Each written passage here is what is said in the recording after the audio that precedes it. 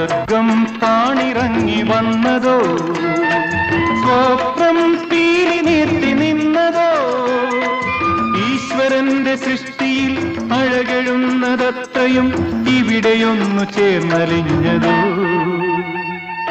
സ്വർഗം താണിറങ്ങി വന്നതോ, സ്വപ്നം തീരി നീർത്തി നിന്നതോ, ഈശ്വരന്റെ സൃഷ്ടിയിൽ അഴകെഴുന്നതത്രയും ഇവിടെയൊന്നു ചേർന്നലിഞ്ഞതോ. സ്വർഗം താണിറങ്ങി വന്നതോ.